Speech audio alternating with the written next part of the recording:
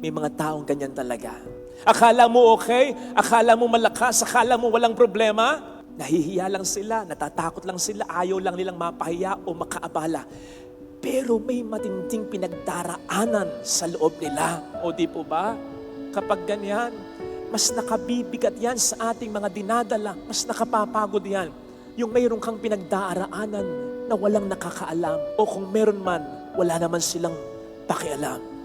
Kamakailan meron akong nabuntutang kotse dyan sa may prensa. Nung una, inis na inis ako. Kasi ang bagal. Siguro mga 30 lang ang takbo. Nagmamadali ako. Hindi naman ako maka-overtake. Ang daming mga nasa salubong na sasakyan. Bubusinahan ko na sana ng matinding yung parang nagmumurang busina. Nang bigla akong makita, parang may karatula dun sa may puwitan ng kotse niya. Ang nakalagay, exact words, sensya na, bagong driver lang, tanga pa. Kalagay. Totoo, yun ang nakalagay. Hindi na ako bumusina. Nag-adjust na ako kasi naintindihan ko na yung dahilan niya. I just wonder kung bawat isa sa atin, lalong-lalo na yung mga may pinagdaraanan, pwede bang, o pwede kayang maglagay ng karatula sa katawan na nagsasabing, broken-hearted ako, niloko ako, tinraidor ako ng kaibigan ko, bankrupt ako, gipit na gipit ako, may malubhang sakit ako, problema ko ang anak ko, litong-lito na ako, pagod na ako. Siguro, even for quite some time, magbabago ang pakikitungo natin sa mga taong yan. Kabud-kabud igagalang, bibigyan ng importansya ng halaga, bibigyan ng pasensya, ng pahinga. Sino ba naman ang maglalagay ng ganyang karatula? Sige nga, takot lang nila, hiya lang nila. Pero wag ka, may mga taong ganyan talaga. Akala mo okay, akala mo malakas, akala mo walang problema, nahihiya lang sila, natatakot lang sila, ayaw lang nilang mapahiya o makaabala. Pero may matinding pinagdaraanan sa loob nila. Kaya't kapag makausap mo ng heart to heart, nagsisimula pa lamang kayo umaatungal na. And so brothers and sisters, let us always be nice and kind to one another. Sapagkat hindi mo alam ang pinagdaraanan ng tao sa buhay. Hindi man tayo makabawas, huwag na tayo makadagdag pa. Sapagkat sa mga taong very down na, kaunting bagay na nega, ikatutumba, ikakawalang pag-asa nila. Maawa ka, kailangan nila ng pahinga. Kaya nga, saktong-sakto ang ating mabuting balita para sa lahat. Lalong-lalo na para sa mga may matinding dinadala at pagod na. Ang sabi ng ating Panginoon, lumapit kayo sa akin, kayong lahat ng nabibigatan, at bibigyan ko kayo ng kapahingahan. Siya ang pinaka-nakakaalam at siya ang may pinaka-pakialam. Yun nga, sabi nga natin, yung mga buhok mo bilang niyang lahat. The most insignificant part of our body, He knows my heart. Bilang na bilang niya, tiki-tikisa. Yun pa kayang nakapagpapalungkot sa iyo, iniiyakan mo, dumudurog sa puso mo, nakapagpapapagod sa iyo, of course He knows, and of course He cares. Kaya't yung imbitasyon niya, heed it, come to me. Notice na hindi niya sinabing, lumapit ka sa kung saan, sa kung ano, sa kung sino. Kasi madalas, kapag napapagod na tayo, ang tendency natin, mag-relax, mag-unwind, pupunta kung saan-saan, bibili ng kung ano-ano, kasama sa kung sino-sino, minsan masama na impluensya pa, minsan masasama sa pagkakasala at pagkakamali pa, para makapag-unwind lang. Talk about clean fun, good fun, okay yan. Pero ano ba ang natutugunan yan, kundi ang pagod lamang ng katawan? Hindi ang pagod ng kaluluwa. Ang sinasabi sa ating ikalawang pagbasa, hindi lang mang tayo katawan, tayo rin ay kaluluwa. At sa pagitan ng dalawa, mas dapat nating inaalagaan, pinapalakas, nire-recharge ang ating espiritu. Alalong bagay sinasabi sa atin ni St. Paul sa ating ikalawang pagbasa, mamatay ang katawan, pero buhay ang espiritu, mabubuhay pa rin tayo. Pero patayin mo ang espiritu, panghinain mo ang espiritu, kahit malakas ang katawan mo, hindi na ito uubra sa kahit sino o kahit ano. Kaya nga mayroon tayong tinatawag na fighting spirit. Lupay-pay na yung katawan, bali-bali na yung buto, nakasadsad na sa lupa, mahinang-mahina na, pero kung may fighting spirit yan, lalaban at lalaban pa rin yan.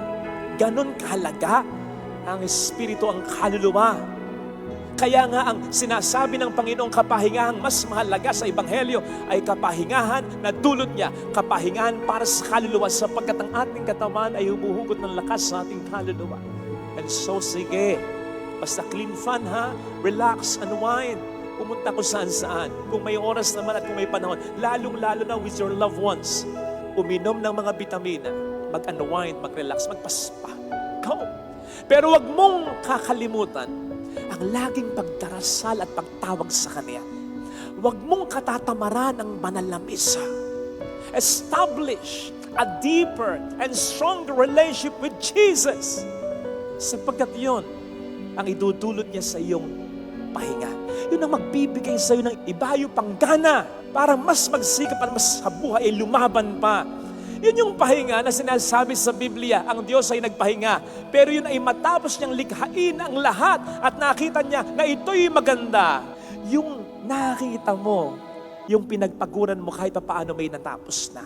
Experience will tell us na ang pinaka nakapagpapapagod sa atin, yung paulit-ulit na lang, hindi na matapos ang problema.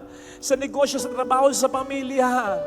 Diyan tayo gustong ipahinga ng Panginoon. Ano ang sabi ni Yahweh sa Isaiah 4 verse 2? Ang inyong mga sibat ay gagawin kong sunsod, ang inyong tabak ay gagawin kong karet. Saan ba ginagamit ang sibat at ang tabak? Hindi ba't sa pakikipaglaban, sa pakikipagdigmaan? Saan namang ginagamit ang karet at ang sunsod? Hindi ba't sa pag-aani or sa harvest time? Sinasabi kasi ng Diyos niyan, hindi sa habang panahon makikipaglaban ka, mag-e-effort ka, maghihirap ka. Darating ng pagkakataon, naaani ka ng magandang resulta. Mapagtatapos mo pa rin ang mga anak mo, maaabot mo pa rin ang pangarap mo, maiayos mo rin ang buhay mo, ang pamilya mo, gagaling ka pa rin sa sakit mo, tituno pa rin ang anak mo, magbabago pa rin ang asawa mo. Darating ang pagkakataon na ganito, na mayroon kang magiging pahinga. Basta matuto ka sa Kanya, sa tama lang, sa totoo lang, sa mabuti lang. Ito sana ang hilingin nating biyaya mula sa ating mga pagbasang na pakinggan. Sapagkat I tell you, ito po ang magbibigay sa atin ng kapahingahan. Yung tao lamang na nagmamahal talaga sa kapwa niya, lalo na sa kanyang pamilya, ang makapagbibigay ng higit pa sa inaasahan sa kanya, ng higit pa sa kakayanan niya. Ang taong tunay na nagmamahal kahit hindi na kaya, kakayanin pa rin para sa kaniyang pamilya. Sapagkat hindi sasabihin ng isang taong tunay na nagmamahal, hindi ko na problema yan, hindi ko na responsibilidad yan, hindi ko na sagutin yan. Ang taong tunay na nagmamahal, kahit hindi niya sagutin, kahit hindi niya responsibilidad, aakuin niya tulad ni Jesus. Hindi sa kanya yung krus, pero dahil mahal niya tayo, niyakap niya, tinanggap niya ang krus. Ang taong tunay na nagmamahal, hindi niya sasabihin, nagbigay na ako, tumulong na ako, nag-intindi na ako, nag-alaga, nagpatawad na ako. Hindi niya isusumbat din yun. Kasi kapag walang nagbibigay, walang umuunawa, walang nagmamahal, patuloy siyang magmamahal. Hindi sinabi ng Panginoon, ano ba naman kayo? Nagkatawang tao na ako, gusto niyo mapako ako? At kahit hanggang ngayon, iniligtas niya tayo. Alam niyang magkakasala pa rin tayo, pero hanggang ngayon, minamahal niya tayo. Ganon tayo kamahal ng Panginoon. Ganon ang taong tunay na nagmamahal. Kumbaga sa taong tunay na nagmamahal, ang nasasaid lang ay ang kanyang bulsa. Hindi ang bumubukal na pag-ibig niya sa iba, lalo na sa mga tao sa kanya ay mahalaga. Napapagod lang ang katawan niya, pero hindi ang puso niya. At hanggat tumitibok ang puso na yan, magmamahal at magmamahal yan. Gagawa at gagawa ng paraan yan. Meron akong nakausap sa ibang bansa, OFW. Ang laki ng kanyang problema kasi nawalan siya ng trabaho, nakaaway niya yung boss niya. Pero alam niyo ba, yung padala niya sa kanyang pamilya, ganun pa rin, hindi napapawasan. Sabi ko, bakit ganun? Sabi niya, ipon ko na lang, Father, yung pinapadala ko. Bakit hindi mo sabihin sa kanila na mayroong kang problema? Father, ayaw ko silang mag-alala. Isipin nyo nga yun. Ikaw yan nag-iisa. Sila dito yung sama-sama. Sila nga dito, tinatanong mo, may problema ba kayo? Sila ba natatanong nila, may problema ka? Ngayong may problema ka, sosolohin mo, sabagat ayaw mo silang mabigyan ng problema. Ikaw nga itong nag-iisa. Sabi ko sa kanya, iba kang magmahal, sobra. Sa taong tunay na nagmamahal, kulang ang salitang sobra. O hindi ba? Yun yung parang tanong ni Liza. Di ba minsan tinatanong mo rin yun? Sa sobrang pagmamahal mo, ikaw na nga yung na-disappoint. Ikaw na nga yung nalungkot. Ikaw na nga yung puro ikaw na lang. Ikaw pa rin yung magtatanong.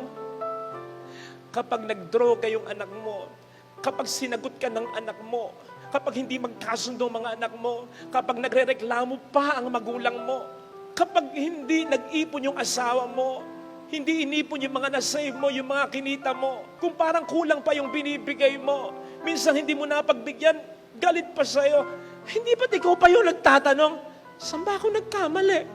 Ano pa bang kulang ko? Ano pa bang dapat kong gawin? Ikaw na nga yung nagbibigay ng sobra-sobra, ikaw pa talaga yung magtatanong, ha? Ay, ganun ang taong nagmamahal ng sobra.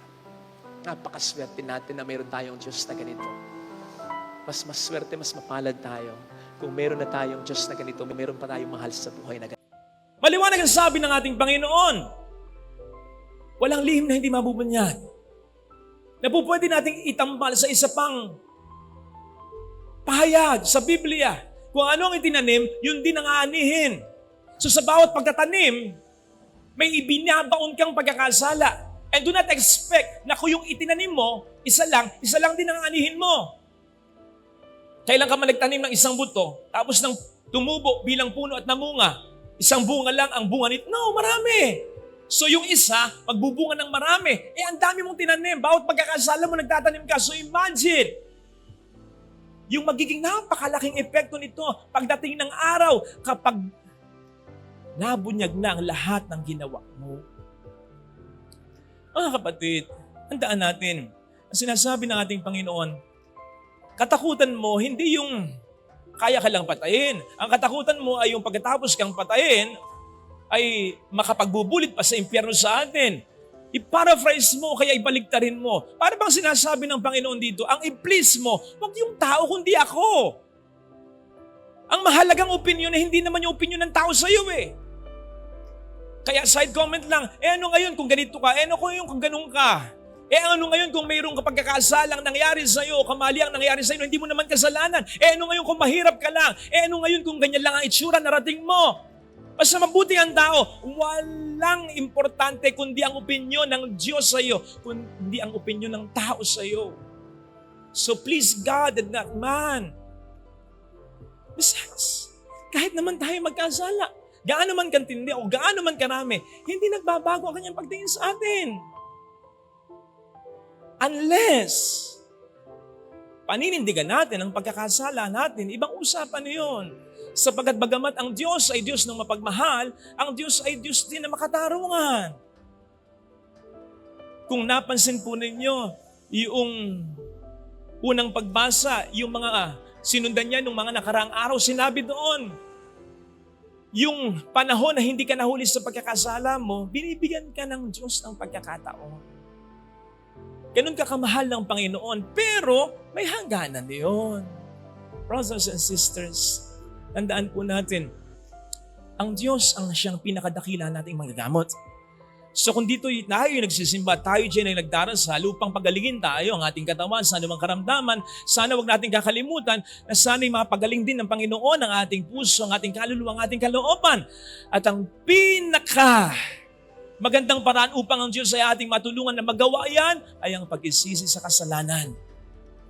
Ang sabi ng Panginoon sa mabuting balitang napakinggan, tayo'y mahalaga na kung ilalapat pa rin natin sa isang pahayag na sinabi ng Panginoon sa atin, bago pa man tayo humiling, sapagkat sinasabi dito ay kahit ang mga buhok natin ay bilang na lahat ng Panginoon natin, ganun tayo kahalaga. At kaugnay nito yung isa pang pahayag, bago pa man tayo humiling, ay alam na ng Diyos ang kailangan natin. Ganun tayo kahalaga sa kanyang paningin. So imagine Jesus, imagine God holding something na biyaya niya sa atin, yung alam niyang makapagpapasaya sa atin, yung alam niyang makapagbibigay ng kapayapaan sa atin, yung alam niyang makabubuo ng buhay natin, pero hindi niya maibigay sa atin sapagkat punong-puno ng pagkakasala ang puso natin. So unless alisin natin ang pagkakasalang yan, which basically involves, Lord, have mercy on me, which basically involves, Lord, nagkasala ako'y tunay na nagsisisi, doon lamang natin mararanasan ang magandang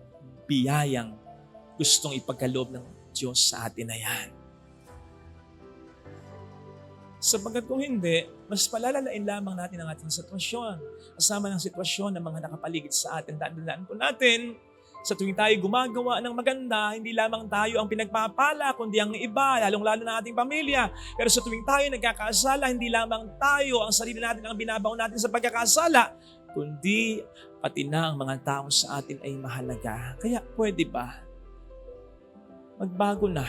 Hindi man lang para sa iyo, kundi para sa mga taong tunay na nagmamahal sa iyo sapagkat unfair sa kanila na sila ang mas magdala pa ng mga kalukuhan na ginagawa mo.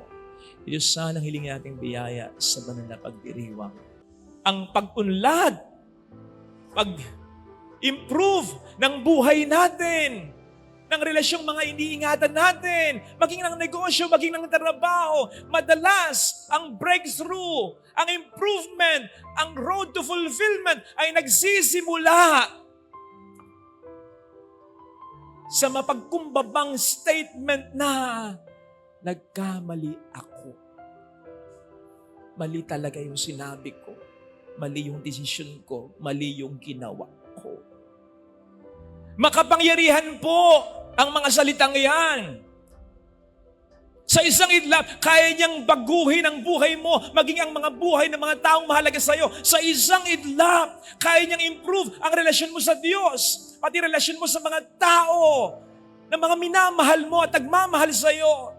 Sa isang idlap, kaya niyang improve ang negosyo mo, ang trabaho mo, ang ministeryo mo, ang bukasyon mo. Sa isang idlap, kaya niyang i-magnet papunta sa iyo ang mga bagay at tao na itinadhana talaga ng Diyos para sa iyo. Sa isang idlap, kaya niyang alisin ang mga toxic na bagay at maging tao o relasyon sa buhay mo. Hindi mo kinakailangang alisin. Ang Diyos ang kusang mag-aalis niyan kung talagang aaminin mo na nagkamali ka na. Makapangyarihan yan. Lalong-lalo na kung we really mean yan. Unfortunately, hindi natin madalas ma-experience yung werpan yan eh. Lalong-lalo na kahit tayo malinang talaga. Kasi natatakot tayo na bumaba ang tingin sa ating pagkatao.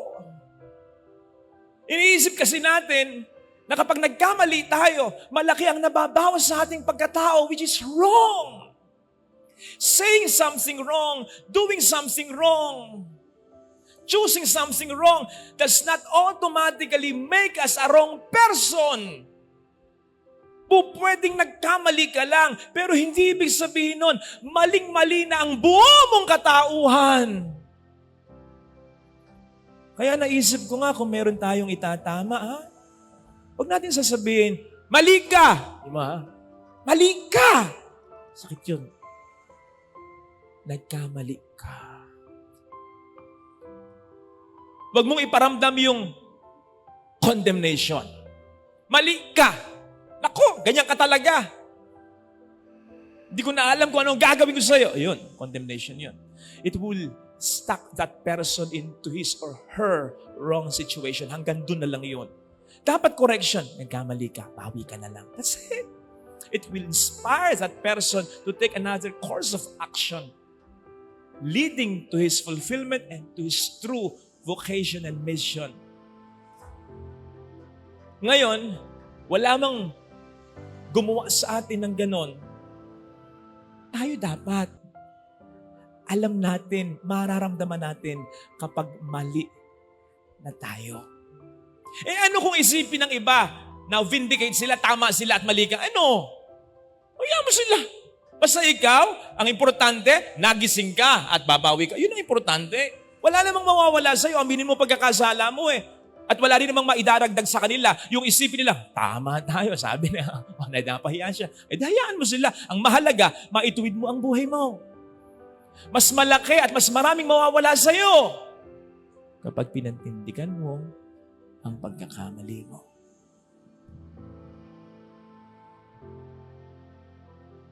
You see, iiyak at iiyak tayo sa buhay na ito. Maraming magpapaiyak sa atin. Pero please see to it, ng mga iyak na yan ay makabuluhan ha. Yung may maganda namang dahilan. Maunawaan ko pa yung bata, Kung umiiyak kumakain si Buya.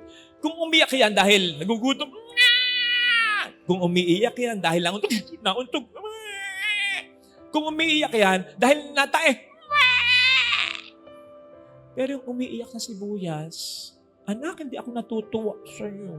Kasi dapat hindi mo iniiyak. Dapat hindi mo kasi kinakain yan eh. Di ba?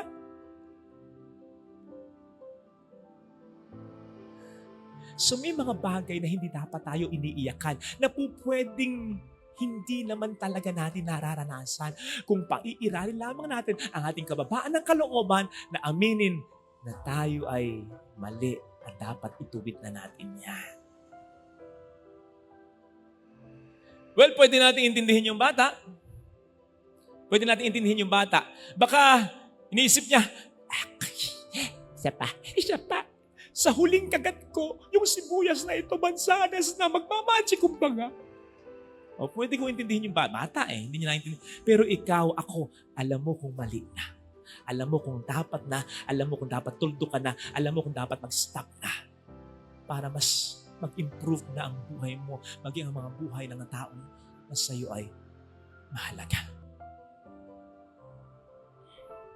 Alam mo, alam ko, nang mali ay hindi na magiging tama pa. Sige na, habang maaga, gawin na ang tama talaga para yung totoong mansanas ay mas ma-enjoy, maranasan, makita mo pa.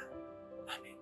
Hindi porke mabuti ang gagawin natin, ay gagawin na natin ito agad. There are things na kinakailangang i-delay to prepare ourselves and even others. Hindi porke nabuntis ka o nakabuntis ka, kasalagad. Isipin mo muna, handa ka na ba talaga? Handa na ba kayo? Emotionally, psychologically, and financially. Hindi porke nag-boom yung negosyo ng kaibigan mo, gagayahin mo agad. Hindi ibig sabihin, nag-click yung negosyo niya, magkiklik na rin ang gagawin mong negosyo kung gagayahin mo. Hindi porke tutulong ka, kinakailangan tulungan mo na agad. Kinakailangan tingnan mo muna. Baka naman, inaabuso ka na. O baka naman kinukonsinti mo na ang katamaran niya. Hindi porke itatama mo ang isang tao, lalo tigit kapag ito'y sistema na, pag ito'y nakasanayan niya, kapag ito'y matinding pagkakasala na, ay sabihin mo agad. Sapagkat either ikaw ay mapahamak o siyang mapahamak o ang iyong magandang balak. Kahit alam na ng Panginoon kung sino magtatatawa at magtataksil sa Kanya, hindi naman niya karakarakan sinabi, si Judas, si Pedro. Hindi. May wisdom in waiting. May mga pagkakataon dapat sabihin mo agad, dapat gawin mo agad, pero may mga pagkakataon dapat na tayo ay maging maingat upang hindi madaling mabulyaso ang lahat. Pero kaugnay nito, dapat alam din natin when is the proper time to strike. Ang ahas, kapag nandyan na ang kanyang biktima, ang prey niya, hindi po pwedeng magdalawang isip siya. Sapagkat suddenly, at once na nagdalawang isip siya, po pwedeng yung bibiktimahin niya ay makatakas na, o po pwedeng siya naman ang mabiktima. Hindi po pwede yun. Kaya dapat, kapag nandyan na ang perfect time to strike, strike agad. Ganun din sa ating buhay. Strike at once. At once we set aside our fears and seize the moment. Sapagkat ang pagkakataong yan, ay po pwedeng hindi na bumalik. Kung bumalik man, po pwedeng hindi na masyadong kailangan. Hindi nga ba't may kasabihan, anin pa ang damo kung patay na ang kabayo. Sa ating buhay, mga kapatid, I'm sure there were times na nandyan na yung ating pinagdasal. I'm sure there were times na ito na yung ating pinakahintay. Kung bakit nakuha pa nating magdalawang isip o patumpik-tumpik. Tuloy na wala na. Tuloy na sayang na. Kapatid, excuses will always be there. But golden opportunities can be lost forever. Kaya sana, kapag nandyan at kinakailangan ng talaga, seize the moment na. Seize na yung pagkakataon with this question. Kung hindi ako, sino pa? Kung hindi ngayon, kailan pa? Para hindi masayang yung mga magandang pagkakataong ibinibigay niya. True enough, mga kapatid, it is not easy for us to figure out when to really be silent and when to really strike. Mahirap yun, kaya kinakailangan nating mag-ingat. But, it will help us a lot if we will always talk to God. Sapagkat siya naman ang nakakaalam ng lahat. Always talk to God, ha? Hindi yung kung kailan mo lang maisipan. Lord, ano bang gagawin ko dito? Mas maganda yung tayo in tune sa Espiritu niya para maging familiar tayo sa boses niya. Para kapag kinausap natin siya at may narinig tayong sagot, maging maliwanag sa atin at maging sigurado tayo na ang narinig natin, hindi yung sarili natin, hindi yung iba, kundi yung talagang boses niya. Kaya makatutulong kung tayo laging nagdarasal at nagsisimbang talaga. Ito sana hilingin natin yung biyaya sa banal na misa. Amen. Aside from the Holy Mass, we will allot personal prayer or time for personal prayer para sa ating Diyos. Bago ka matulog, pagagising mo, sa opisina, maglalaan ka ng mga 30 minutes para kausapin siya. Hindi po pwedeng hindi mo malaman ang kalooban niya. Sinabi naman yun sa Biblia. Kung isisik mo siya, magpapakita siya, magpaparamdam siya. Kung isisik mo siya talaga. So I don't think, sa ating lahat, I don't think talaga na mahirap malaman ang kalooban ng Diyos. Alam natin eh. Kasi nagsisimba naman tayo eh. Seryoso naman tayo sa pagdarasal natin eh. Nagpapakabuti naman tayo eh. Alam niyo kung saan mahirap, kung ano mahirap? Kapag i-apply na natin ang lahat. Especially when our human will does not coincide with God's divine will. Doon tayo nagkakaproblema eh. Kapag a-apply na natin, nandun na yung hirap, hindi yung to know the will of God, kundi yung to execute the will of God. Nandun na ang hirap. When our human will gets in the way of God's divine will, doon nagkakaroon ng problema. Doon natin hindi napaglilingkuran at nasusundan ng Diyos ng ganap. Hindi tayo nakapagpapatawad ng lubos, hindi tayo nakapagbibigay ng lubos, hindi tayo nakatutulong ng lubos, hindi tayo nakapagpapasensya ng lubos, hindi tayo pakabuting tao ng lubos. You know, hindi ko alam ha, bagamat ito'y pinagnilayan ko at binasa ko nila rin, yung mga remaining verses, hindi ko alam kung ano ang nangyari kay Jepte. Hindi rin tayo sigurado kung talagang pinatay niya ang anak niya. Pero may pinapahiwatig doon na tinupad niya yung pangako niya. So ang punto ko, hindi ko alam kung ano ang naidagdag nito sa kanya. Hindi ko alam kung humaba pa ang buhay niya dahil sa ginawa niya. Hindi ko alam kung lumawig pa ang kaharian niya dahil sa ginawa niya. Hindi ko alam kung nangamatay pa ang lahat ng mga kakalabanin niya. Hindi ko alam kung ang favor ng Diyos ay mas naramdaman niya. Pero sa pakiwari ko sa aking pagbabasa at pagninilay, parang ganun pa rin naman ang buhay niya. Parang walang nadagdag na significant sa buhay niya. Baka nga nabawasan pa. Bakit? Nawala ang anak niya. Life surely could have been better for him kung nandun buhay ang kanyang anak, di ba? Iba pa rin ang nandyan ng anak, di ba? Gagawin mo ang lahat para sa iyong anak eh. And besides, katulad ng sabi ko kanina, I don't think sa pag-aalay mo, sa pagsusunog mo sa iyong anak, matutuwa si God. No. Pwede mo siyang paglingkuran, pwede mo siyang sundin, hindi sa parang ganyan. So pwedeng ganun pa rin ang kanyang buhay ni Jepte hanggang sa mamatay siya, walang nadagdag, pero pwedeng may nabawas sapagkat iba pa rin kung nandyan ang kanyang anak. The same thing with us. If we will not fully and wholeheartedly follow and serve Him, pwedeng wala namang mawala sa atin. I mean, Lalo pat kung wala naman tayong gagawing masama, pero wala naman tayong gagawing sobrang buti, yung isasagad natin ng buti natin, ganun pa rin ang buhay natin. Life will go on. Ganun pa rin ang buhay natin. Ganun pa rin ang takbo ng negosyo natin. Ganun pa rin ang takbo ng trabaho natin. Ganun pa rin ang takbo ng ministeryo natin. Magiging boring. Walang adventure. Walang mga madadagdag na biyaya. Ganun pa rin. Ganun pa rin. So kung tutuusin, may nawawala. Ano yung nawawala? Kahit ganun pa rin, ang nawawala ay yung mas marami pang mga blessings sana na po pwedeng iparanas ng Diyos sa atin only if we will fully and totally serve and follow Him. Example, may mawawala ba kay Maria kung hindi siya pumayag sa kalooban ng Diyos sa kanya na siya'y magiging ina kapag si Kristo'y magkatawang tao na? Wala! Makakasal siya kay San Jose, magiging ganun pa rin naman ang buhay niya kung ano yung sa plano niya. Pero, she could have missed kung hindi siya pumayag, yung mas malaking biyaya ng Diyos sa kanya upang siya ay maging ina ng Diyos pag ito'y nagkatawang tao na. Anong mangyayari sa mga alagad?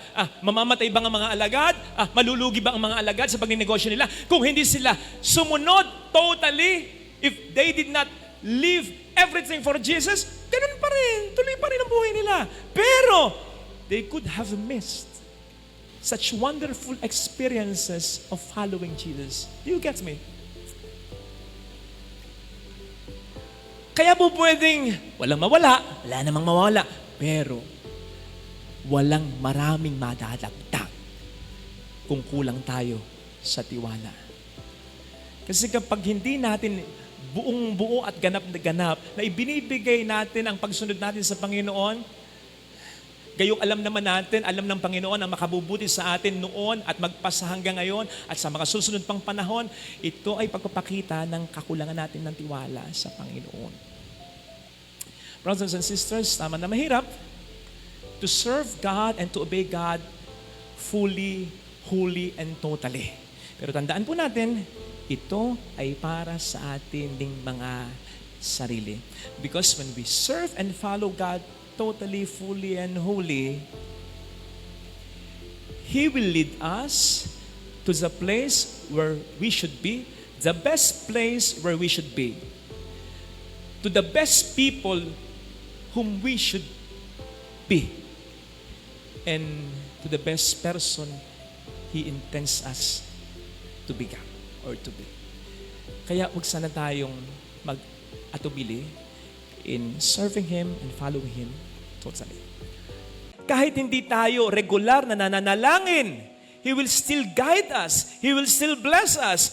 Kaya nga may mga blessing tayong tinatanggap na hindi naman natin hinihingi sa pagdarasal Kaya kahit na hindi tayo nagdarasal regularly, personally, He will still guide us. He will still bless us.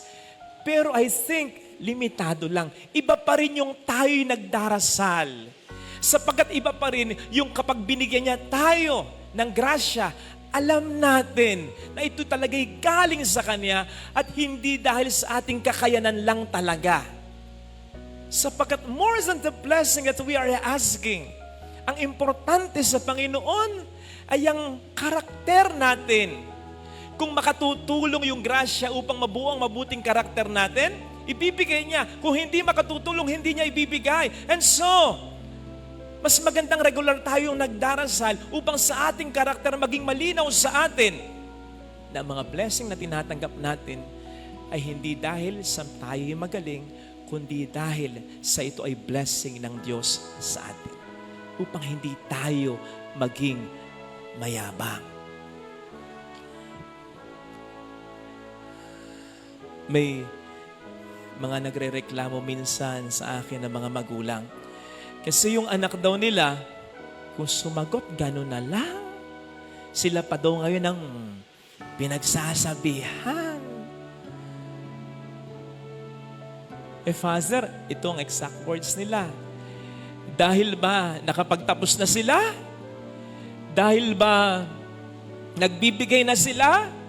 Dahil ba kumikita na sila? Ganon ba? Oo nga In the first place, Sa mga anak na tulad ko, ha? Kung tayo man ngayon ay nakapagtapos na, kung tayo man ngayon ay kumikita na, kung tayo man ngayon para sa ating mga magulang ay nakapagbibigay na, hindi nga ba't ito'y dahil pa rin sa kanila?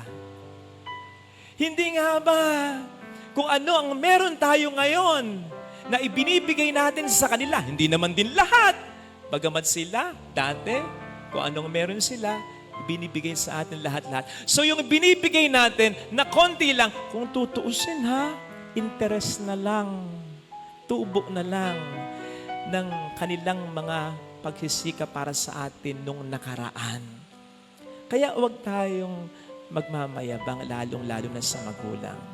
Sa katunayan, kung kaya pa ha, kung kaya pa ng ating mga magulang na sila pa rin ang magtrabaho, sila pa rin ang magbigay sa atin. Kahit na tayo nakapagtapos na, kahit na tayo'y dalaga at binata na, kahit na tayo may trabaho na at kumikita na, kahit na tayo ay may mga asawa na, kayo lang pala. Kahit na tayo'y may mga anak na, kayo lang pala. Gagawin ng mga magulang eh. Kung kaya pa nila ha. Kasi sino ba naman ang magulang na gustong umasa sa mga anak nila? Hindi sila sanay ng ganon. At kung may choice sila, kung kaya pa ng katawan nila, yun ay gagawin nila, maniwala ka. Huwag ka lang magiging mayabang lalong-lalo na sa kanila. Isipin po ninyo, hindi ba may mga magulang na kahit matanda na, ay nagtatrabaho pa?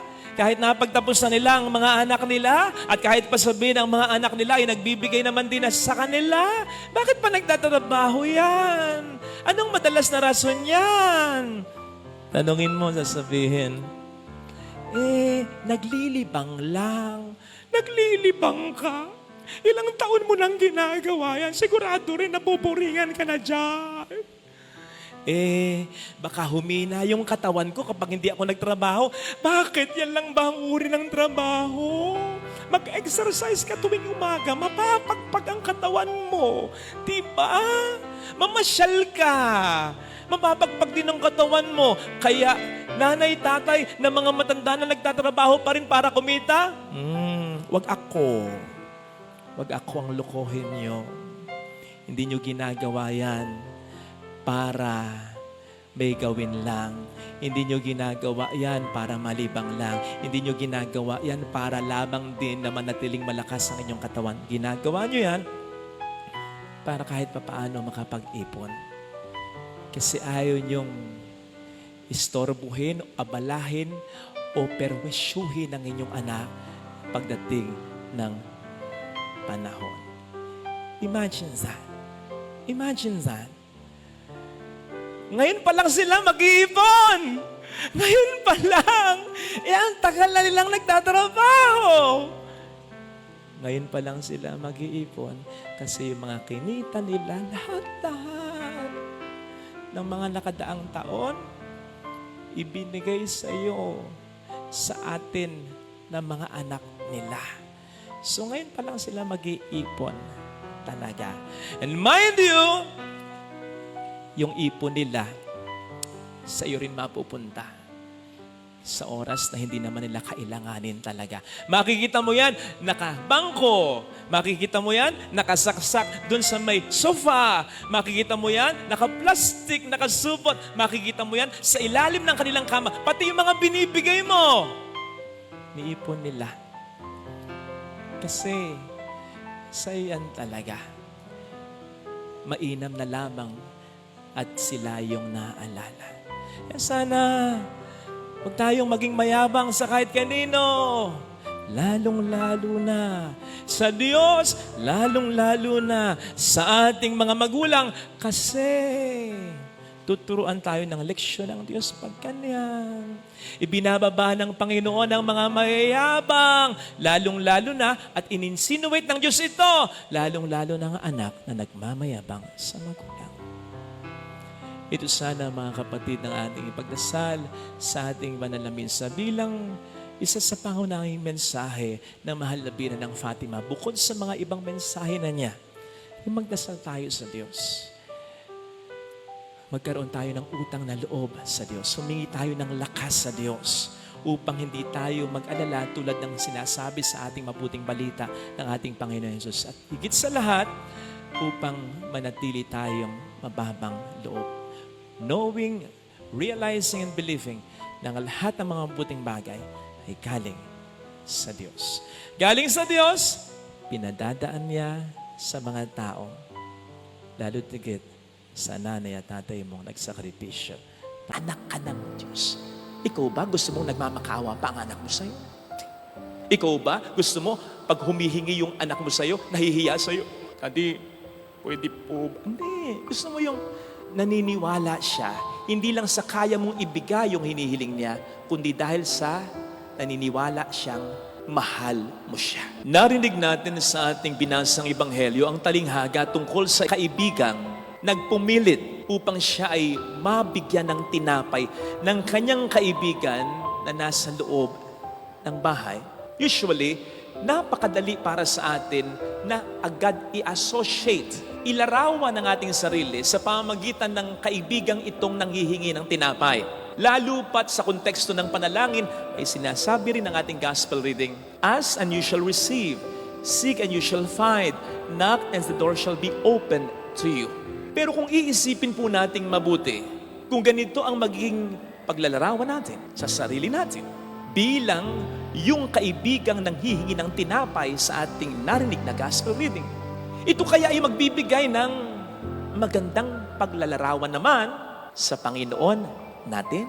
Kasi kung tayo ang siyang ilalarawan, gaya ng iniisip natin, nung kaibigang pahingi naman ng tinapay at nagpupumilit na siya ibigyan, it will follow then na ang ilalarawan naman nung kaibigang nasa loob ng bahay na hinihinga ng tinapay ay ang Panginoon naman. Di po ba? Pero will this picture God as good as someone sensitive to our needs and as really generous? Tandaan po ninyo, ha? Kung ang Diyos ay ilalarawan lang nung kaibigang hinihinga ng tinapay sa loob ng bahay, tandaan ninyong yung kaibigang napakinggan nating hinihinga ng tinapay na nasa loob ng kanyang bahay ay napilitan lang kaya nagbigay. And so he was moved not by his friends' dire need, but because of his friends' persistence. Kung hindi pa napilit, kung hindi pa nakulitan, baka nga, kung paglalaruan po natin yung eksena, yung kaibigang napilitang magbigay ng tinapay, baka nung ibigay yung tinapay, sa kanyang kaibigang pumilit sa kanya, ay sinabi pa, ayan ay tinapay mo, isaksak mo sa baga mo. Tulog na kami, sabi ko na sa'yo, hindi na ako makabaka, pinilit mo pa ako.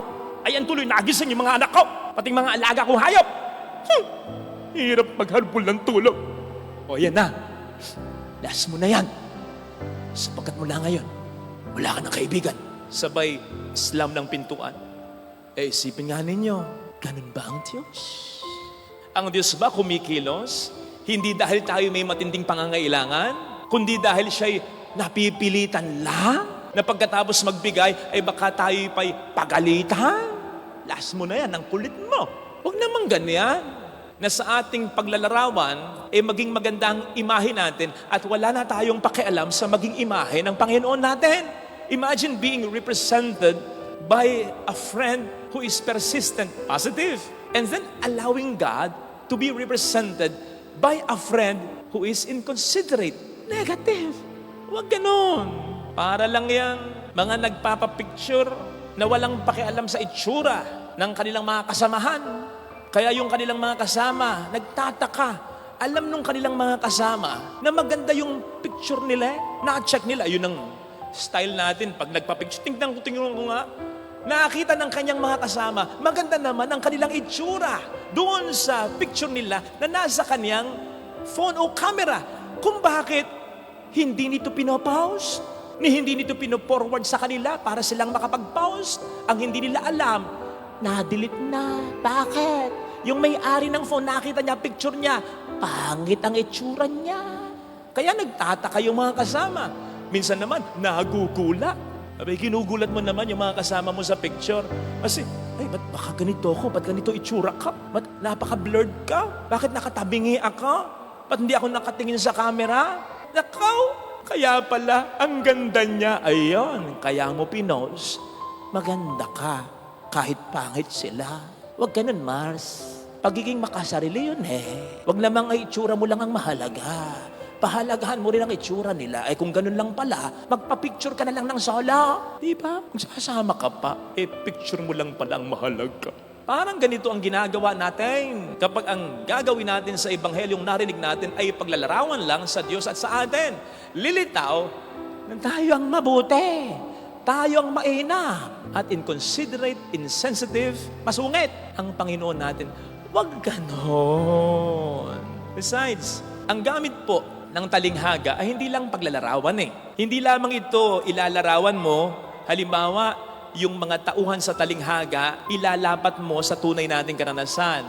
Iyon madalas ang function ng talinghaga. On the other hand, may function din ang talinghaga kung minsan na hindi paglalarawan lang, kundi pagpapakita ng malaking kaibahan ng mga tauhan sa Ebanghelyo o sa talinghaga sa tunay nating karanasan. In the case of the gospel reading today, hindi ito paglalarawan lang. Ito'y pagpapakita rin ng malaking kaibahan, lalong-lalo na ng Diyos, dun sa talinghaga na ating napakinggan. Pinapakita nito na kung yung kaibigan sa Ebanghelyo na nagbigay ng tinapay ay nagbigay dahil napilitan lang, hindi gano'n ang Diyos. Sapagkat hindi napipilitan ng Diyos kapag siya'y tumutulong sa atin. At sino tayo para pilitin siya? Diba? Ipinapakita nito ang kaibahan na kung yung kaibigang nagbigay ng tinapay ay hindi bukal sa kanyang loob ang pagtulong na ginawa niya, hindi ganon ang Diyos. Iba ang Diyos. Natutuwa ang Diyos kapag tayo napapagpala, nabibiyaan niyang lubos. At ipinapakita nito ang kaibahan na hindi lamang tayo kaibigan ng Diyos, tayo'y mga anak ng Diyos. Kaya mas lalong hindi tayo kayang tiisin ng Diyos. Kaya nga po, kung titingnan natin yung simula ng ating gospel reading, yung karugtong nito ay yung Ebanghelyo kahapon. Kung nagsimba po kayo, ang Ebanghelyo kahapon ay tungkol sa panalangin itinuro ng ating Panginoon. Ama namin, sumasalangit ka, sambahin. Kung saan pinatawag ni Jesus sa atin ng Diyos na Ama natin.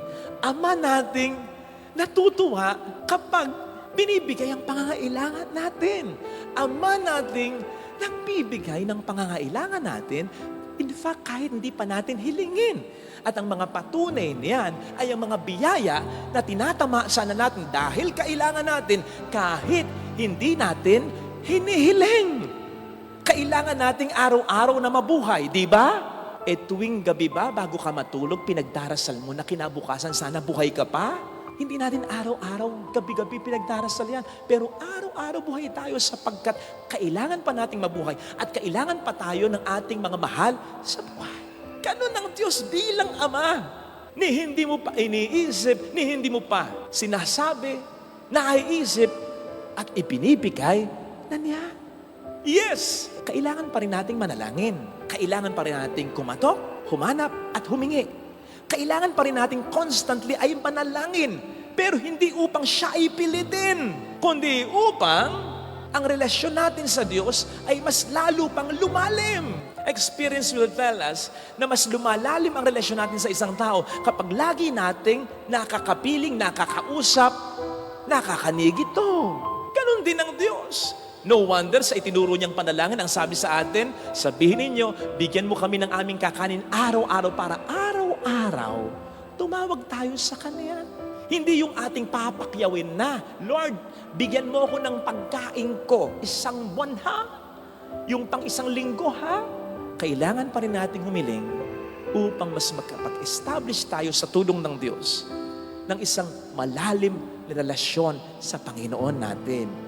At kapag nagkagayon, ang ating will, ang ating kalooban sa panalangin ay maiko-conform na natin sa kalooban ng Panginoon natin. Kapag na-imbibe na natin yung isang malalim na relasyon sa Panginoon, na maituturing talaga natin ang Diyos ay Ama natin. Kapag naituring talaga natin ang Diyos ay Ama natin, hindi na magiging mahalaga ano ba ang kalooban natin, kundi kung ano kalooban ng Diyos para sa atin. Sapagkat alam nating bilang Ama, siya ang pinaka nakakaalam ng kailangan at makatutulong sa atin. No wonder, sa bandang huli, ang sabi dito ay, because the Father in heaven gives the Holy Spirit to those who ask Him.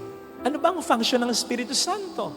Ang Espiritu Santo ang siyang mas nagpapalalim ng ating relasyon kay Kristo.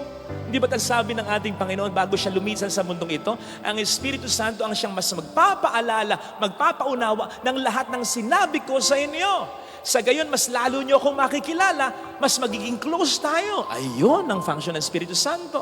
At ang Espiritu Santo kaugnay nito ay nagbibigay ng mga regalo, gifts, like wisdom and understanding, upang hindi lang lumalim ang relasyon natin sa Panginoon natin, kundi upang mailapat na natin hindi ang kalooban natin, Lord, kundi ang kalooban mo para sa amin. In that way, hindi na mangyayari na sa kahit pangitain natin, kahit sa pag-iisip natin, ay magiging mas maganda na ang image natin kaysa sa image ng Panginoon natin. Hindi na mangyayari yun. Sapagkat maunawaan na natin na kung nagnanais tayo na matupad ang mga hinihiling natin, ganun din ang Panginoon natin. Na kung nagnanais tayo sa ating mga panalangin na maganda ang mangyari sa buhay natin, ganun din ang Panginoon natin. Na kung mabuti tayo, mas mabuti kayo sa atin ang Panginoon, ang Ama natin. Kaya nga, hindi naman sinabing, beg and you shall receive. Ang sabi, humingi lang. Hindi mo kailangan magmakaawa sa Diyos. Humingi ka lang araw-araw. Lord, bigyan mo po kami ng aming kakanin sa araw-araw. Hindi, Lord, sige na. Hindi mo kailangan gawin yan.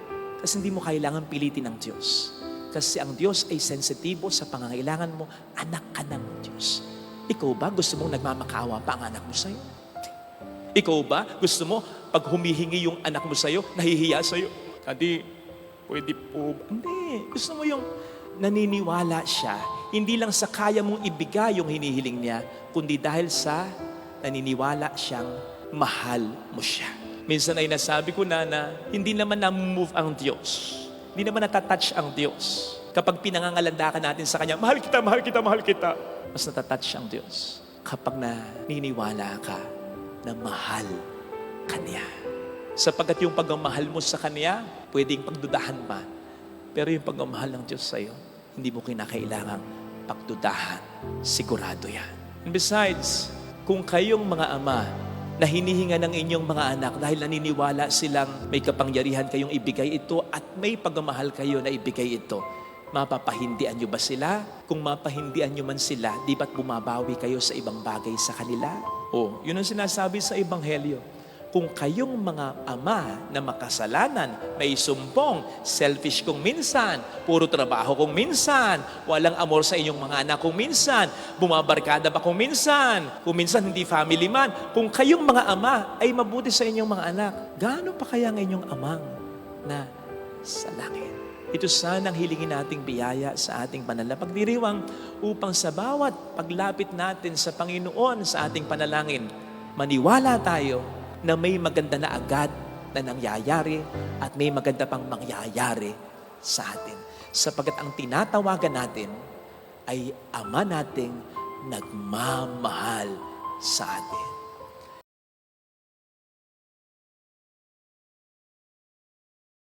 Yung mga tao na dapat bigyan talaga ng tsansa, ay yung sa isip mo, sa puso mo, alam mo na hindi sinasadya, nasaktan ka. Kumbaga, hindi mo man masabi ng tahasan sa isang kaibigan, sa isip mo at sa puso mo, naniniwala ka mabuting tao Ito yung minsan nasasabi mo pa patungkol sa kanila, hindi man naman siya dating ganyan Ba't ba nagkaganyan? So, ibig sabihin nun, nasilat lang, natukso lang, sumablay lang. Pero hindi talaga siya ganyan. Hindi niya sinasadya na ikaw ay saktan. Yes, alam niya yung ayaw mo. Pero po pwedeng sa akto na ginagawa niya yung ayaw mo, hindi yun naging maliwanag sa isip niya. Kasi kung yun ay naging maliwanag sa isip niya, siguradong makukonsensya sa God sa pagkakasala niya. Minsan, di ba, kung iisipin nga po natin, yung mga gumagawa ng masama, hindi naman nila una naiisip na mahuhuli sila eh. Hindi naman nila una naiisip na malalaman mo eh. Hindi. Kasi kung sigurado silang malalaman mo, hindi lang gagawin yun. Nagkataon nalaman mo, ayun, nasaktan ka. Hindi ko bibigyan ng katwiran ng isang pagkakamali, ha? Inuulit ko.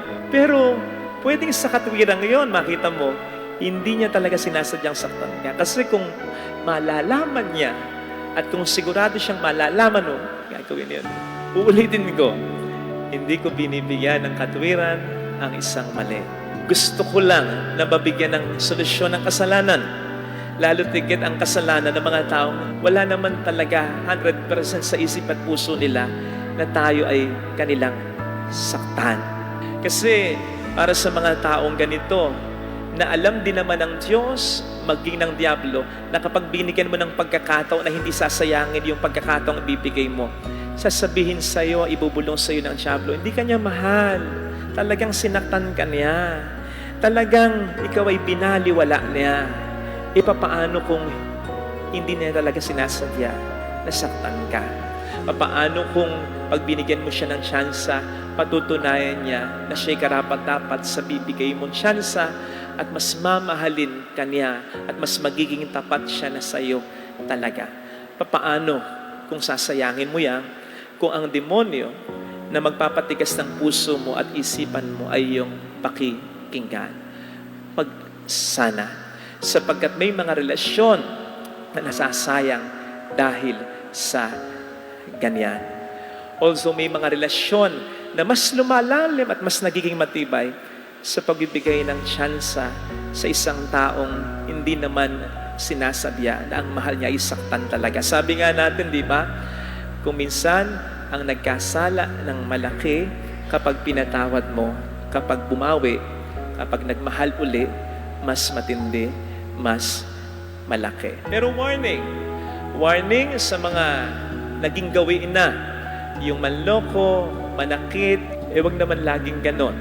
Kasi alam naman ng tao, alam naman din ng Panginoon, kung hindi natin sinasadya, o kung tayo nagkukunwari lang, pero sa totoo ay manloloko at gusto talaga nating saktan ng Diyos at ang tao. Alam ng Diyos yun. Nababasa ng Panginoon ang isip at puso natin, hindi tayo po pwedeng magkunwari sa Kanya. Di nga ba't ang sasabihin nga niya sa huli, sa mga taong magmamakaawa sa Kanya, na papasukin sa kalangitan sila. Hindi lahat, sabi niya, nang nagsasabi sa aking Panginoon, Panginoon ay maliligtas. Nakita niyo, 2 beses din yun. Hindi lahat ng nagsasabi sa aking Panginoon, Panginoon ay maliligtas. Kundi yun lamang na nakikinig at nagsasagawa na aking salita. So, kahit sabihin natin sa Panginoon, love you, love you, love you, paulit-ulit. Alam niya kung tayo'y karapat-dapat na bigyan ng tsansa pa. At alam niya kung niloloko lang natin siyang talaga. Ganon din ang tao. Sapagkat maaaring ang pag-ibig ay nakatatanga.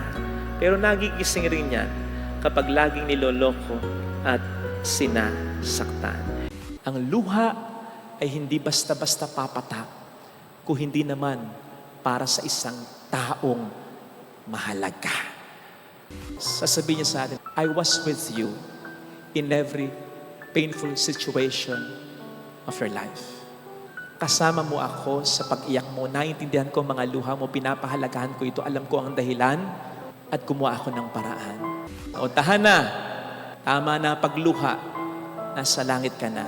Sapagkat dito wala ng kamatayan, wala ng sakit, wala ng dalamhati, wala ng pag-iyak, wala ng pagdurusa. Sapagkat ang mga dating bagay ay bago na. Walang pumatak na luha mo na aking sinayang. Kasi darating at darating, naluluha tayo. Masasaktan tayo, mahirapan tayo. Napakaganda ng sinasabi sa Psalm 56 verse 8. Sabi doon, sabi ni David, habang siya'y naghihirap, habang siya'y maraming problema, you keep track of all my sorrows. Sinusubaybayan mo, alam mo ang paghihirap ko, and you keep my tears in your bottle. Nilalagay mo ang mga luha ko sa botelyang hawak mo. Kung i-interpret natin itong literal, sige nga, why do we keep things? Ano yung tinatago natin? Di ba usually yung mga bagay na sa atin ay mahalaga? Kaya yung luha mo, yung luha ko. He keeps these tears in His bottle. Minamahalaga ng ating Panginoon Jesucristo.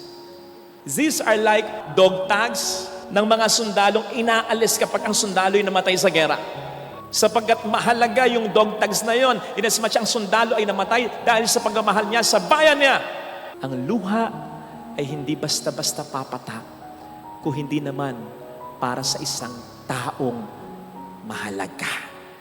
Kaya, ang maganda ditong makita natin, that God is very much aware of what we are going through. Hindi siya katulad ng iba nating mga kahit close na kaibigan na kinakailangan mo pang i-explain sa kanya kung bakit ka umiiyak. Kasi the moment na pumatak ang luha mo dahil nagmamahal ka at nasaktan ka para sa minamahal mo, yung mga luhang yan ay para bang magkukorteng mga letra na at bubuo ng mga salita, mababasa na niya ang dahilan ng iyong mga pagluha. After all, ganun din naman, sabi nga ng kasabihang, ang hindi natin mabanggit sa pamamagitan ng salita dahil ikaw ay bigat na, siguradong babanggitin mo sa pamamagitan ng mga luhang papatak mula sa mga mata mo. And God values that. Hindi siya katulad ng iba na hindi ka mag-explain kung bakit ka umiiyak, hindi ka pipilitin, o yung umiiyak ka man, sasabihin mo sa kanya dahil kasi ganito, ganun ba? Hanggang doon lang, parang nakichismis lang. Hindi ganun ang Diyos. Gagawa siya ng paraan para sa luha na yan. Ikaw ba? Para sa taong tunay na minamahal mo, lalong-lalo na para sa anak mo, wala kang gagawin kung alam mong mahalaga ang niluluha nito, ang Diyos pa kaya ang manahimik na lang sa ating mga pagluha. Not just that, gagawa siya ng paraan. Again, kung i-interpret natin literal yan, ano ang gagawin niya sa botelyang yan? Sa botelya ng mga luha natin yan, sa palagay ko, pagharap natin sa Kanya, pagpasok natin sa kalangitan, itong isa sa mga isasalubong niya sa atin. Yung botelya ng mga luha na yan.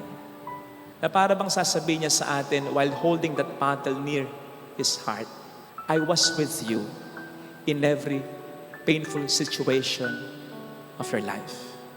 Kasama mo ako sa pag-iyak mo, naiintindihan ko mga luha mo, pinapahalagahan ko ito, alam ko ang dahilan at gumawa ako ng paraan. I was hugging you, I was guiding you, I was leading you, I was healing you, I was with you. Ngayon, ito na ang botelya ng mga luha mo. Sabihin niya, sasabihin sa atin, yung sasabihin niya at gagawin niya sa Revelation 21 verse 4, ang sasabihin doon, and the Lord will wipe away all our tears. Sasabihin niya sa atin, tahan na, tama na pagluha, nasa langit ka na. Sapagkat dito wala ng kamatayan, wala ng sakit, wala ng dalamhati, wala ng pag-iyak, wala ng pagdurusa. Sapagkat ang mga dating bagay ay bago na. At ang botelya ng luha mo ito, binibigay ko na lang sa iyo, pero hindi mo na bubuksan, hindi ko na rin bubuksan sapagkat wala ka ng iluluha sa kalangitan. Nasama na kita, pero ito'y magsisilbi lang na alaala.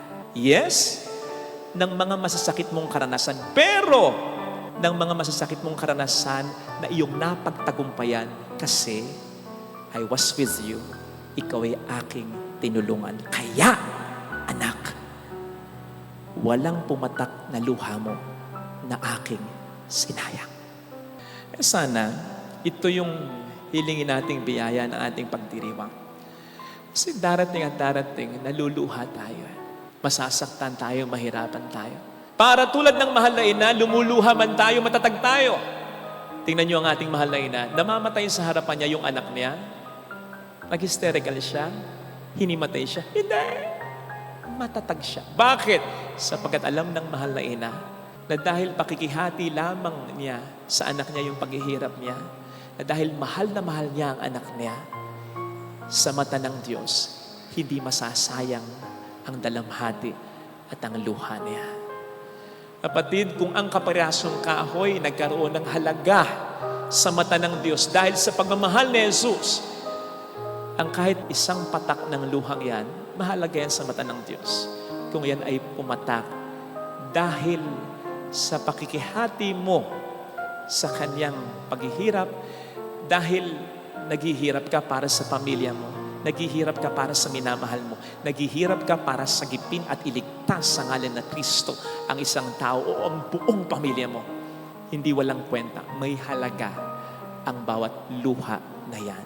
Hindi masasayang, may magandang kapupuntahan. Para bang magmimistulang mga tubig lang talagang pandiling ng halaman papunta sa buhay na walang hanggan. Ito sana ang hilingin nating biyaya sa ating banal na pagdiriwang. Nangakong magbabayad sa iyo ng utang, pero hindi na nagparamdam. Nangakong ikaw lang ang kanyang mamahalin, ang kanyang bebe, habang buhay. Pero ayun, sumakabilang bahay, nangakong ang iyong anak ay mag-aaral ng mabuti. Ayun, nagwalwal ng mabuti. Nangakong tutulungan ka, pero nganga ka na. Nasaan na? Puro mga salita, walang gawa. Ano ba ang halaga ng salita kapag walang gawa? Hindi wala. Nangako ka sa Diyos na magbabago ka na, tatalikdan mo na yung kasalanang hindi mo matalikuran. Pero nagawa ba? Mas mainam yung well done kesa sa well said lang. Narinig natin sa ating mabuting balita ang talinghaga ng dalawang anak na kapwa inutusan ng kanilang ama na magtrabaho sa ubasan. Pero magkaiba sila ng naging katugunan. Yung panganay na anak, nung una, he said no. Pero nagbago. Yung pangalawang anak, nung una, he said yes. Pero hindi naman pinanindigan ito. Kaya madaling sabi, ang talagang sumunod sa ama, yung una at hindi yung pangalawa. Ngayon, sino man sa atin ay pupwedeng isimbolo ng dalawang anak na ito. Halimbawa, unahin natin yung nakababatang anak. Tayo man kasi ay umoo. Nag-yes tayo sa Diyos at sa ating kapwa-tao. Tanong, napapanindigan ba ito? Nangako ka sa Diyos na magbabago ka na, tatalikdan mo na yung kasalanang hindi mo matalikuran. Pero nagawa ba?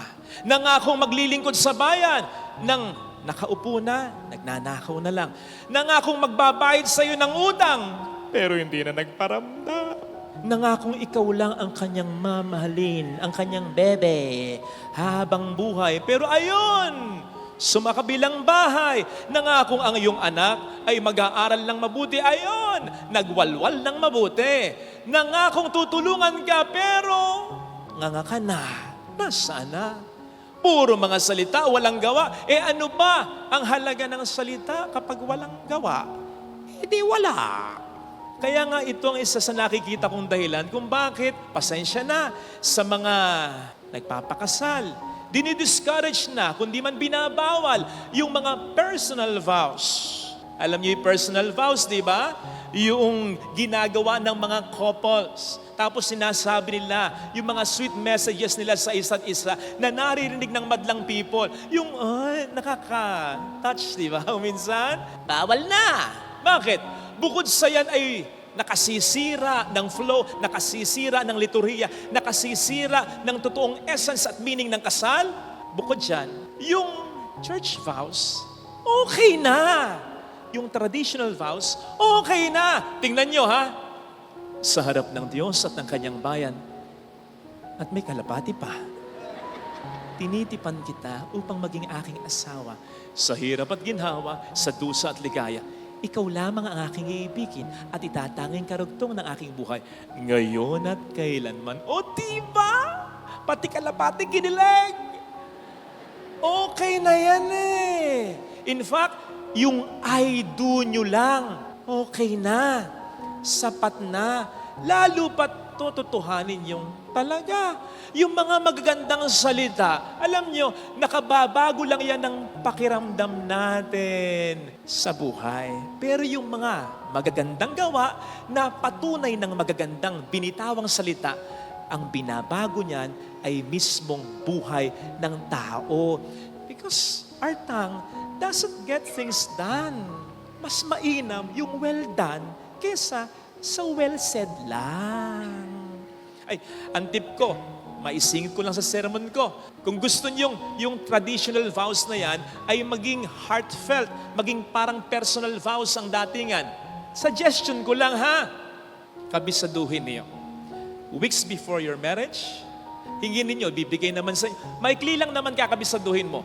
Kung hindi mo makabisa, may makalimutan ka, ipoprovide naman ng pari sa'yo. Sa araw ng kasal ninyo, ididikta naman niya yan kung makalimutan mo. Pero maganda, suggestion lang, kung kakabisaduhin mo, weeks before your marriage. At habang kinakabisa mo, pinagdadasalan mo, ini-internalize mo, sa hirap at ginawa, sa dusa at ligaya, ay sinasabi ko sa iyo, sa araw ng kasal ninyo, magiging maganda ang delivery mo. Bakit? Una, hindi ka natitingin sa pare o sa libro. Ang awkward nun, tinitipan kita, pang maging aking asawa, titingin ka na sa mga mata ng mahal mo. Sa gayon, mafe-feel mo yung mga salitang bibitawan mo, hindi naman gagaling sa bibig mo, kundi sa puso mo. Try mo. Ganda niya. Kaya lang mas maganda talaga kung hindi hanggang salita, kung gagawin mong talaga. That is why, kung minsan, pag nagkakasal ako at puro picture lang, sinasuggest ko, video nyo, para may audio. Para pag nagloko, pakita mo, parinig mo, at lagyan mo ng caption, pasumpa-sumpa ka pa. Kaya wag paasa. Kala mo lang ganun yon. Pero sa iba, buhay at kamatayan yon. Nasanay na ang mga magulang mong nandiyan ka. Anak hindi ka conscious sa pagmamahal na binibigay nila sa'yo. Nung batang-bata, nasa sinapupunan ka pa lang. Kaya mas malalim ang pagmamahal ng mga magulang mo sa iyo kaysa sa pagmamahal mo sa kanila. Kasi yung bawat minuto, bawat oras na nandyan ka, simula pa lang na nasa sinapupunan ka, tinreasure na nila. Kaya pagmasdan mo ang kanilang magiging reaksyon kung mag-abroad ka, pari ka, magmamadri ka, hihiwalay ka ng bahay ninyo, lalo na pag mag-asawa ka. Pagmasdan mo ang mga mata ng magulang mo, kundi tumulo ang luha niya. Lalo pat iisipin nila, dapat masanay na ako na wala ang anak ko, may sariling buhay ng anak ko. Ganong kadali yun? Ganong kadali sa'yo. Pero hindi sa magulang mo. Lalo tigit sa nanay mo.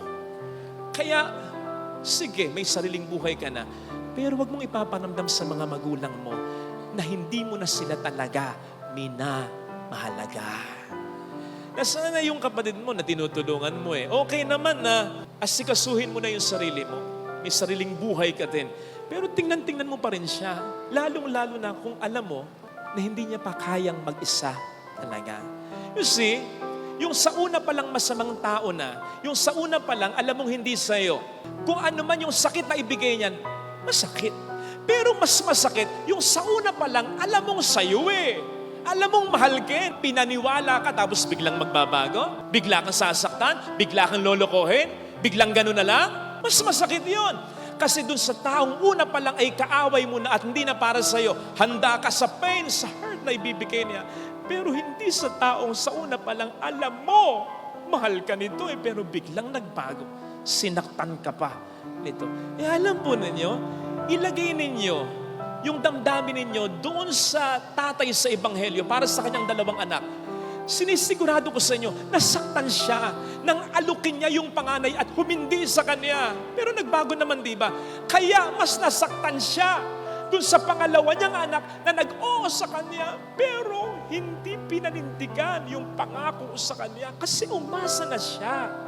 Kaya nga, kung natuwa yung ama, dahil nagbago ng isip yung panganay na anak niya, sinisigurado ko sa iyo, iba ang saya niya kung yung oo ng pangalawa niyang anak ay pinanindigan ng pangalawa niyang anak talaga.